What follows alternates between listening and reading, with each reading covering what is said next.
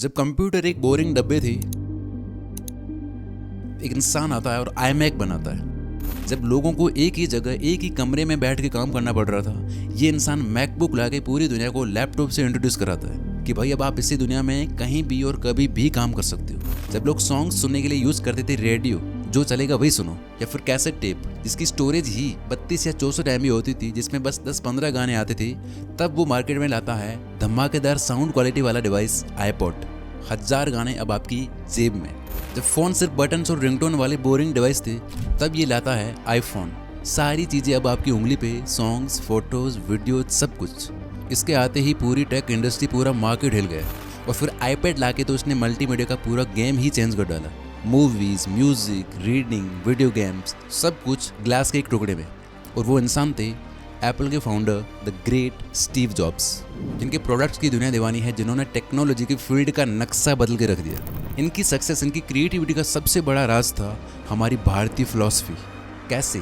साल 2005 में Stanford university में जब इन्हें चीफ गेस्ट के तौर पे बुलाया गया, तो ये अपनी लाइफ का निचोड़ एक पेपर पे लिख कर ले आए और एक ऐसा स्पीच दिया जो विश्व का सबसे क्रांतिकारी और इंटरनेट का सबसे ज़्यादा सुना जाने वाला स्पीच बन गया। क्योंकि उस स्पीच में जो प्रिंसिपल्स, जो सूत्र इन्होंने अपनी 3 कहानियों के माध्यम से एक्सप्लेन किए थे, वो हमारी इंडियन फिलॉसफी के ही 3 सबसे बड़े प्रिंसिपल हैं। स्टीव जॉब्स जो एप्पल के फाउंडर थे, उनकी स्टैनफोर्ड वाली एक स्पीच है 20 मिनट की। अगर आप में से बाकी लोगों ने नहीं देखी है तो आई स्ट्रांगली रिकमेंड यू कि एक बार आप जा करके यूट्यूब पे वो जरूर देखें। ये वेजिटेरियन भी थे, इंडिया भी विजिट करते रहते थे फॉर स्पिरिचुअलिटी। लाइक आपने सुना होगा ये नीम करोली बाबा के यहाँ आए थे।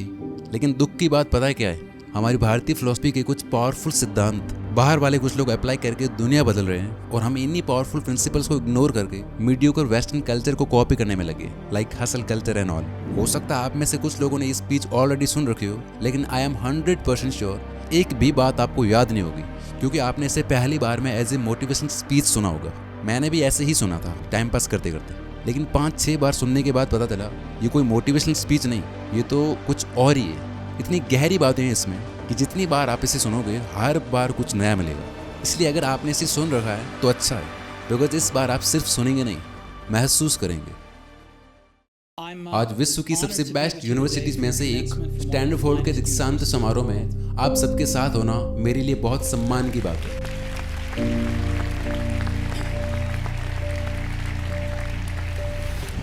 सच कहूं तो मैंने कभी किसी भी कॉलेज से ग्रेजुएशन कंप्लीट नहीं की, और आज मैं लाइफ में पहली बार किसी कॉलेज ग्रेजुएशन समारोह को इतना नज़दीक से देख रहा हूँ। आज मैं आपको मेरी लाइफ की 3 कहानियाँ सुनाऊंगा, ज़्यादा नहीं, सिर्फ 3।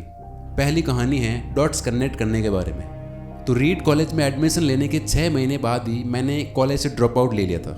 लेकिन ड्रॉप आउट लेने या कॉलेज छोड़ने के बाद भी मैं 18 महीने बिना एडमिशन के वहाँ किसी तरह आता जाता रहता था। तो सवाल ये है कि फिर मैंने कॉलेज छोड़ा ही क्यों? बात ये है कि मेरी कहानी मेरे जन्म से भी पहले शुरू हो चुकी थी। मुझे जन्म देने वाली मेरी माँ एक अनमैरिड और यंग ग्रेजुएट स्टूडेंट थी, और क्योंकि वो अनमैरिड थी तो उन्होंने डिसाइड किया कि वो मुझे किसी को गोद दे देगी। लेकिन इसके साथ ही उनकी शर्त ये भी थी कि जो भी मुझे गोद ले, उसकी शिक्षा कम से कम कॉलेज ग्रेजुएशन तक तो ज़रूर पूरी हो, ताकि वो मुझे भी आगे अच्छी एजुकेशन प्रोवाइड करा पाए। तो इस तरह मेरे जन्म से पहले ही सब कुछ सेट था। मैं एक वकील और उसकी पत्नी द्वारा एडप्ट किया जाने वाला था। लेकिन जैसे ही मैं पैदा हुआ, लास्ट टाइम में उन्होंने अपना मन बदल दिया। उन्होंने कहा कि हमें लड़का नहीं, हमें तो एक लड़की चाहिए थी। तो उसके बाद आधी रात को उन लोगों को कॉल किया गया जो वेटिंग लिस्ट में थे, मेरे होने वाले माता पिता, और उन्हें पूछा गया कि हमारे पास एक अनएक्सपेक्टेड बेबी बॉय है, क्या आप उसे गोद लेना चाहेंगे? और उन्होंने तुरंत हाँ कर दी। लेकिन बाद में मेरी माँ को पता चला कि जिन्होंने मुझे गोद लिया है वो कॉलेज ग्रेजुएट नहीं है, और फादर तो हाई स्कूल पास भी नहीं है। और इस वजह से मेरी माँ ने अंतिम एडॉप्शन पेपर्स पर साइन करने से मना कर दिया। लेकिन फिर कुछ ही महीने बाद मेरे होने वाले माता पिता ने मेरी माँ को प्रॉमिस किया, वचन दिया कि हम इसे कॉलेज ज़रूर भेजेंगे, और इस वजह से मेरी माँ मान गई और फिर मुझे एडप्ट कर लिया गया। और कुछ इस तरह से मेरी ज़िंदगी की शुरुआत हुई। 17 वर्ष की उम्र में मैं पहली बार कॉलेज गया। जैसा कि उन्होंने वचन दिया था, उन्होंने पूरा किया। लेकिन नादानी या बचपने से मैंने स्टैनफोर्ड जैसा एक महंगा कॉलेज चुन लिया था, जिसकी फ़ीस बहुत ज़्यादा थी। मेरे मिडिल क्लास वर्किंग माता पिता का सारा पैसा, सारी सेविंग्स मेरी पढ़ाई में खर्च होने लगी। 6 महीने कॉलेज जाने और क्लासें लेने के बाद भी मुझे इस पढ़ाई की कोई वैल्यू नहीं दिख रही थी। मुझे कोई आइडिया नहीं था कि मैं अपनी ज़िंदगी में करना क्या चाहता हूँ। कोई आइडिया नहीं था कि ये कॉलेज और इसमें जो कुछ भी पढ़ाया जा रहा है ये कैसे हेल्प करेगा मुझे अपनी लाइफ में कुछ करने के लिए। और ऊपर से मैं अपने पेरेंट्स की लाइफ टाइम की सेविंग्स इस महंगे कॉलेज की पढ़ाई में खर्च करता जा रहा हूँ। तो मैंने कॉलेज से ड्रॉप आउट करने का डिसीजन लिया और सोचा कि जो होगा अच्छा होगा। हालांकि उस टाइम ये चीज़ मुझे बहुत डरावनी लग रही थी कि पता नहीं मैं सही कर रहा हूँ या नहीं, लेकिन आज जब मैं पीछे मुड़ के देखता हूँ तो ऐसा लगता है कि ये मेरी लाइफ का सबसे बेस्ट डिसीजन था। कैसे, वो मैं अभी आपको आगे बताता हूँ। तो जैसे ही मैंने कॉलेज ड्रॉप आउट किया, फिर मैंने उन क्लासेस को लेना छोड़ दिया जिनमें मेरा इंटरेस्ट नहीं था, और मैं सिर्फ वही क्लासें अटेंड करता जिनमें मेरा इंटरेस्ट था। और ये सब कुछ करना इतना आसान भी नहीं था, बिकॉज मेरे पास कोई पर्सनल रूम नहीं था रहने के लिए, और इसलिए मैं अपने दोस्तों के कमरों में ज़मीन पे सोता था। मैं कोक की बोतलों को इकट्ठा करके उन्हें वापस करता था और उससे मिलने वाले पैसों से खाना खाता था। इसके अलावा मैं हर संडे शाम को 7 मील पैदल चलकर हरे कृष्णा मंदिर जाता था, जहाँ हफ्ते में एक बार फ्री थाली मिलती थी। तो मैं वहाँ जाता था जिससे कि हफ्ते में कम से कम एक बार मैं भरपेट खाना खा सकूँ, और ये मुझे बहुत ही अच्छा लगता था। अब मैं आपको बताता हूँ कि क्यों मेरा कॉलेज ड्रॉप आउट करना और मैंने अपनी इंट्यूशन, अपनी क्यूरियोसिटी से जो किया वो मेरे लिए आगे चल के बेस्ट डिसीजन साबित हुए। तो उस समय रीड कॉलेज एक ऐसी जगह थी जहाँ देश में सबसे अच्छी कैलीग्राफी सिखाई जाती थी। पूरे कॉलेज कैंपस में हर एक पोस्टर, हर एक लेबल पर बहुत ही अच्छे से, खूबसूरती से हाथों से कैलीग्राफ किया जाता था। और क्योंकि मैं कॉलेज से ड्रॉप आउट ले चुका था, इसलिए मुझे बाकी नॉर्मल जो रेगुलर क्लासें थी उन्हें लेने की कोई ज़रूरत नहीं थी। तो मैंने डिसाइड किया कि मैं कैलीग्राफी की क्लास ज्वाइन करूंगा और इसे अच्छे से सीखूंगा। तो कैलीग्राफी की क्लासों में मैंने सेरिफ और sans सेरिफ टाइप फेसेस के बारे में सीखा, अलग अलग अक्षरों के बीच कितना स्पेस होना चाहिए ये सीखा, और कौन सी चीज़ें एक अच्छी टाइपोग्राफी को और ज़्यादा अच्छा बनाती है ये भी समझा। ये सब कुछ सीखना और करना इतना ज़्यादा ब्यूटीफुल और इतना आर्टिस्टिक था कि इसे साइंस के द्वारा भी मेजर नहीं किया जा सकता था, और इसलिए मुझे ये सब इतना ज़्यादा अट्रैक्ट करता था। जब मैं ये सब सीख रहा था, कर रहा था, तो उस वक्त मुझे बिल्कुल कोई आइडिया नहीं था कि ये चीज़ मेरी लाइफ में आगे जाके कहाँ काम आएगी, मैं इन्हें अपनी लाइफ में कहाँ यूज़ करूँगा। लेकिन मुझे अच्छा लगता था तो मैं बस सीख रहा था। लेकिन ठीक 10 साल बाद जब हम अपना पहला मैक कंप्यूटर डिज़ाइन कर रहे थे, तब वो सारी चीज़ें जो मैंने सीखी थी वो मेरे दिमाग में आई। तो मैंने इन्हीं चीज़ों का यूज़ मैक में किया, और मैक दुनिया का पहला ऐसा कंप्यूटर बना जिसमें इतनी ब्यूटीफुल टाइपोग्राफी थी। अगर मैंने उस वक्त कॉलेज में कैलीग्राफी की वो क्लासें नहीं ली होती तो मैक में कभी भी इतने अलग अलग और सुंदर आर्टिस्टिक फॉन्ट नहीं होते। और क्योंकि विंडोज़ ने मैक को कॉपी किया, तो आज दुनिया के किसी भी पर्सनल कंप्यूटर में ये सब कुछ नहीं होता। सोचो, अगर मैं कॉलेज से ड्रॉप आउट ना होता तो कभी कैलीग्राफी क्लास ज्वाइन ही नहीं करता, और आज हम कंप्यूटर स्क्रीन पर जो ब्यूटीफुल फॉन्ट्स देखते हैं वो कभी एग्जिस्ट ही नहीं करते। हालांकि जब मैं कॉलेज में था तब मुझे कोई आइडिया नहीं था कि आगे चल के ये सब कुछ होने वाला है। उस वक्त फ्यूचर को देखकर डॉट्स कनेक्ट कर पाना इम्पॉसिबल था। लेकिन जब मैं 10 साल बाद पीछे मुड़ कर देखता हूँ तो सब कुछ एकदम क्लियरली समझ आता है। आप सिर्फ पीछे देखकर ही डॉट्स कनेक्ट कर सकते हैं, और इसीलिए आपको मेहनत करते हुए, अपना काम करते हुए विश्वास करना होगा कि अभी जो कुछ भी हो रहा है वो आगे चल के किसी न किसी तरीके से आपकी लाइफ, आपके फ्यूचर के साथ कनेक्ट हो जाएगा। आपको किसी न किसी चीज़ में तो बिलीफ रखना ही होगा, चाहे अपने गट्स में, इंट्यूशन में, अपने भाग्य पर या फिर अपने कर्मों पर। किसी न किसी चीज़ पे तो विश्वास करना ही होगा, क्योंकि ये बिलीव करना कि आगे चल करके डॉट्स कनेक्ट होंगे, ये आपको अपने दिल की सुनने की हिम्मत देता है। ऐसे टाइम में भी हिम्मत देता है जब आप किसी अलग ही रास्ते पर चल रहे हो। और यही चीज़, अपने इंट्यूशन, अपने दिल की सुनना और इस पर बिलीव करते हुए काम करते रहना, यही चीज़ एक दिन आपको बाकी लोगों से अलग बनाएगी। तो मेरी पहली कहानी से सबसे बड़ी लर्निंग यही है कि जो हो रहा है वो अच्छे के लिए हो रहा है। आप अभी जो भी कर रहे हो, अगर उसको मन लगाकर मेहनत से कर रहे हो तो वो कल किसी न किसी काम ज़रूर आएगा। आप बस अपने आप में विश्वास रखकर, मन लगाकर करते जाइए जो कर रहे हैं। मेरी दूसरी कहानी लव और लॉस के बारे में। मैं बहुत लकी था कि जिस चीज़ से मैं प्यार करता था वो चीज़ मुझे बहुत ही जल्दी मिल गई थी, और वो था मेरा काम। जब मैं ज़्यादा नहीं, सिर्फ 20 साल का था, तब वॉज और मैंने अपने पापा के गैरेज से एप्पल की शुरुआत की। हमने बहुत मेहनत की और 10 साल में एप्पल सिर्फ 2 लोगों की कंपनी से बढ़कर 4000 लोगों और $2 बिलियन की कंपनी बन गई।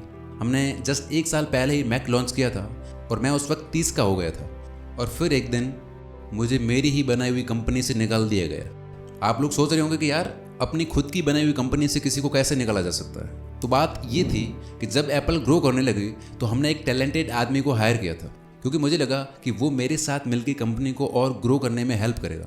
पहले 1 साल तो सब कुछ सही चलता रहा, लेकिन बाद में कंपनी के फ्यूचर विजन को लेकर हम दोनों के बीच विवाद होने लगे, और एक दिन ये बात बोर्ड ऑफ डायरेक्टर्स तक पहुंच गई, और उन लोगों ने उस आदमी की साइड ली और इस तरीके से 30 साल की उम्र में मुझे सबके सामने पब्लिकली मेरी खुद की बनाई हुई कंपनी से निकाल दिया गया। जो काम मेरी पूरी एडल्ट लाइफ का सेंटर था, फोकस था, वो काम अब खत्म हो चुका था। कुछ महीने तक मुझे कुछ समझ ही नहीं आया कि अब मैं करूँ क्या, और ऑनेस्टली मुझे लगा कि सब खत्म हो गया है, मैं अब एक पब्लिक फेलियर बन गया हूँ। और एक बार तो मैंने वैली छोड़कर जाने का भी सोचा, लेकिन धीरे धीरे मुझे रियलाइज़ हुआ कि जिससे मैं प्यार करता हूँ वो तो अब भी मेरे पास है, मेरा काम। एप्पल ने मुझे भले ही निकाल दिया था, लेकिन काम को लेकर मेरे पैशन को नहीं निकाल पाया। यानी एप्पल में जो कुछ भी हुआ था उसकी वजह से मेरे पैशन, मेरे काम के प्रति प्यार में थोड़ी भी कमी नहीं आई। और इसीलिए मैंने दोबारा जीरो से शुरुआत करने का डिसाइड किया और मैंने फिर से शुरुआत की। उस वक्त मुझे समझ नहीं आया था, लेकिन आज मैं पूरे कॉन्फिडेंस के साथ कह सकता हूँ कि एप्पल से निकाला जाना मेरी लाइफ की सबसे बेस्ट चीज़ थी। उससे अच्छा कुछ हो ही नहीं सकता था, क्योंकि सक्सेस का जो बोझ था, जो प्रेशर था, वो अब एक बिगिनर बनने के हल्केपन में बदल चुका था, जिसे सब कुछ पता नहीं था लेकिन जो सब कुछ जानने को तैयार था। मैं फिर से बहुत हल्का, बहुत आज़ाद फील कर रहा था, और इसी आज़ादी की वजह से मैं अपनी लाइफ के सबसे क्रिएटिव पीरियड में चला गया। और इसी की वजह से अगले 5 सालों में मैंने नेक्स्ट और पिक्सर जैसी कंपनी स्टार्ट की। इसी दौरान मेरी मुलाकात एक अमेजिंग वुमन से हुई जो बाद में मेरी पत्नी बनी। पिक्सर ने दुनिया की पहली computer animated movie toy story बनाई, और आज के टाइम में पिक्सर दुनिया का सबसे सक्सेसफुल एनिमेशन स्टूडियो है। और फिर एप्पल ने एक सरप्राइजिंग डिसीजन लेते हुए नेक्स्ट को खरीद लिया और मुझे पूरी रिस्पेक्ट, पूरे सम्मान के साथ वापस एप्पल में लाया गया। आज एप्पल वही टेक्नोलॉजी यूज़ करता है जो हमने नेक्स्ट में बनाई थी। तो मैं पूरी ऑनेस्टी के साथ कह सकता हूँ कि अगर मुझे एप्पल से नहीं निकाला गया होता तो ये सब कुछ नहीं होता। एप्पल से निकाला जाना मेरी ज़िंदगी का सबसे बड़ा वरदान साबित हुआ। हाँ, ये कड़वी दवा ज़रूर थी, लेकिन ये पेशेंट के लिए ज़रूरी थी। कभी कभार ज़िंदगी आपको तोड़ती है, ठोकर मारती है, लेकिन उसी ठोकर में भी कुछ छुपा होता है। इसीलिए कभी भी अपना विश्वास मत खोना। मैं पूरे विश्वास के साथ कह सकता हूँ कि जिस चीज़ ने मुझे इतना आगे बढ़ाया वो था अपने काम के प्रति मेरा प्यार। जितना अपने प्यार को जानना और उसे पाना ज़रूरी है, उतना ही ज़रूरी है उस काम को खोजना जिससे आप प्यार करते हो, जिसे करना आप एंजॉय करते हो।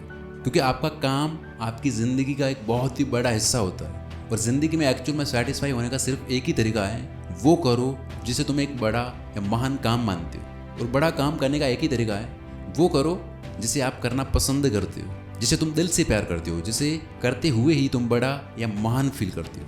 अगर अभी तक तुम्हें वो काम नहीं मिला है तो रुक मत जाना, कॉम्प्रोमाइज़ मत कर देना लाइफ में। ढूंढते रहो, खोजते रहो, और जैसा कि दिल से जुड़ी हर एक चीज़ में होता है, जब ये तुम्हें मिलेगा तुम्हें खुद समझ आ जाएगा। और जैसा किसी अच्छे रिलेशनशिप में होता है, वक्त के साथ वो और अच्छा और गहरा होता जाएगा। तो खोजते रहो, सेटल मत हो जाना, रुक मत जाना। मेरी तीसरी कहानी डेथ यानी मौत के बारे में है। जब मैं 17 साल का था तब मैंने एक कोट पढ़ा था, अगर आप हर दिन ऐसे जिएंगे जैसे कि आज आपका आखिरी दिन हो, तो एक ना एक दिन आप सही साबित हो जाएंगे। ये लाइन मेरे दिमाग में चिपक गई, इसने मेरे दिमाग पे छाप छोड़ दी। और तब से पिछले 33 सालों से मैं हर सुबह उठकर शीशे में देखता हूँ और खुद से एक ही सवाल करता हूँ, अगर आज का दिन मेरी ज़िंदगी का आखिरी दिन होता तो क्या मैं यही करता जो मैं आज करने जा रहा हूँ। और लगातार कई दिनों तक अगर जवाब नहीं होता है कि नहीं मैं नहीं करता, ये चीज़ अगर कई दिनों तक होती है तो मैं समझ जाता हूँ कि कुछ ना कुछ बदलने की ज़रूरत है। इस चीज़ को याद रखना कि मैं एक दिन मर जाऊँगा, ये मुझे अपनी लाइफ के बड़े डिसीजंस लेने में सबसे ज़्यादा हेल्प करता है। क्योंकि जब मैं एक बार मौत के बारे में सोचता हूँ तो सारी अपेक्षाएं, सारा गर्व, असफल होने का सारा डर, सब कुछ जो बेमतलब का होता है सब गायब हो जाता है, और सिर्फ वही बाकी रह जाता है जो एक्चुअल में इम्पोर्टेंट है। ये याद रखना कि एक दिन मरना है, ये चीज़ किसी भी चीज़ के डर को हटा देती है। फिर पीछे कोई रीज़न ही नहीं रहता कि आप अपने दिल की बात ना सुनो। करीब 1 साल पहले मुझे पता चला कि मुझे कैंसर है। सुबह 7:30 बजे मेरा स्कैन हुआ, जिससे पता चला कि मेरे पैनक्रियाज यानी अग्नाशय में ट्यूमर है। सच कहूँ तो मुझे ये तक नहीं पता था कि पैनक्रियाज होता क्या है। डॉक्टर ने लगभग पूरे विश्वास के साथ मुझे बताया कि मुझे एक ऐसा कैंसर है जिसका उपचार करना पॉसिबल नहीं है, और अब मेरे पास ज़्यादा नहीं, बस 3 से 6 महीने का टाइम बचा है। उन्होंने मुझे घर जाकर अपनी चीज़ें ठीक करने को कहा। उनकी भाषा में कहें तो उसका मतलब था मरने की तैयारी कर लो, यानी कि वो सारी चीज़ें कर लो जो आप अगले 10 साल में करने वाले थे। आपका काम, अपने बच्चों, अपनी फैमिली से बातें करना, टाइम स्पेंड करना, या जो भी आपने सोच रखा था वो सारी चीज़ें, सारी बातें, सारा काम बचे हुए दिनों में कर लो, क्योंकि आपका अंतिम समय आ चुका है। इसके बाद मैंने पूरा दिन इसी बारे में सोचने में बिता दिया। मैं पूरा दिन शॉक में था। शाम को मेरी बायोप्सी हुई। जहां मेरे गले से होते हुए मेरे पेट में एक एंडोस्कोप डाला गया और ट्यूमर के सेल्स निकाले गए। उस समय मैं तो बेहोश था, लेकिन मेरी पत्नी वहाँ मौजूद थी। तो उसने मुझे बाद में बताया कि जब डॉक्टर ने सेल्स चेक किए माइक्रोस्कोप से, तो उसके बाद वो भी रो पड़े, क्योंकि सेल्स देखकर डॉक्टर को पता चला कि वो एक ऐसा रेयर कैंसर निकला जो सर्जरी से ठीक हो सकता था। तो मेरी सर्जरी हुई और थैंकफुली मैं आज बिल्कुल ठीक हूँ। ये मौत से मेरी सबसे नज़दीकी मुलाकात थी। मृत्यु के इतने पास मैं कभी नहीं पहुँचा और उम्मीद करता हूँ कि आने वाले कुछ समय तक मेरी मुलाकात हो भी ना। लेकिन मैं पूरे विश्वास के साथ कह सकता हूँ कि मौत या मृत्यु एक बहुत ही यूज़फुल इंटेलेक्चुअल कॉन्सेप्ट है। कोई भी मरना नहीं चाहता, आई नो, यहाँ तक कि वो लोग भी नहीं जो स्वर्ग जाना चाहते हैं, वो भी वहाँ जाने के लिए मरना नहीं चाहते। लेकिन मौत ही वो मंजिल है जहाँ हम सबको इन दी एंड जाना है। आज तक कोई भी इससे बचा नहीं और ऐसा होना ही चाहिए, क्योंकि मौत ही ज़िंदगी की सबसे बड़ी खोज, सबसे बड़ा इन्वेंशन है। मौत ज़िंदगी को बदलती है, पुराने को ख़त्म करती है और नए को जगह देती है। और इस वक्त आप नए हो, लेकिन ज़्यादा नहीं, कुछ ही सालों में आप भी पुराने हो जाओगे और दुनिया से साफ कर दी जाओगी। फिर और नए लोग आएंगे। मैं ज़्यादा ड्रामेटिक नहीं बनना चाहता, लेकिन ये सत्य है। आपका समय, आपका टाइम बिल्कुल लिमिटेड है। आप यहाँ हमेशा के लिए नहीं है। इसलिए इस टाइम, इस ज़िंदगी को किसी और की ज़िंदगी जीकर बर्बाद मत करो। बेकार की बातों, बेकार की सोच में मत फंसो। भीड़ के विचारों के शोर में अपने अंदर की आवाज़ को मत दबाओ। और सबसे इम्पोर्टेंट, अपने दिल, अपने इंट्यूशन की बात सुनने का साहस रखो, क्योंकि ये पहले से ही जानता है कि तुम असल में क्या चाहते हो। तो पहले अपने दिल की आवाज़ सुनो, बाकी सारी चीज़ें सेकेंडरी है। और अंत में मैं आप सबसे बस यही कहूँगा, स्टे हंग्री, स्टे फुलिश। मैंने हमेशा अपने आप को भी यही बोला है, अपने लिए भी यही मांगा है। और आज जब आप सब यहाँ से ग्रेजुएट हो रहे हो, तो मैं आप सब के लिए भी यही विश करता हूँ, स्टे हंग्री, स्टे फुलिश। यानी कि भूखे रहो और मूर्ख रहो। भूखे रहो कुछ करने के लिए, कुछ सीखने के लिए, कुछ क्रिएट, कुछ बिल्ड करने के लिए। और ये आप तभी कर पाओगे जब आप अपने आप को मूर्ख मानोगे, जिसे सब कुछ नहीं पता लेकिन जो सब कुछ जानने को तैयार है। अगर आपको ये लगता है कि आप तो सब कुछ पहले से ही जानते हैं, तो फिर आप कुछ भी क्यों करेंगे? आप कुछ कर ही नहीं पाओगे। So stay hungry, stay foolish. Thank you all very much. अगर आप चाहते हो कि मैं फ्यूचर में स्टीव जॉब्स की लाइफ को डीकोड करके, इनकी बायोग्राफी पढ़ के, इनके इंटरव्यूज़, इनकी स्पीचेस, इन पे बनी मूवीज़ देख के डिटेल में एक डॉक्यूमेंट्री क्रिएट करूं, जिसमें उनके सीक्रेट्स, उनके गोल्डन रूल्स को आसान लैंग्वेज में एक्सप्लेन करूं, तो कमेंट्स में बता के जाना कि यस वी वांट दिस। और वीडियो अगर आ गई होगी तो आपको यहाँ दिख जाएगी।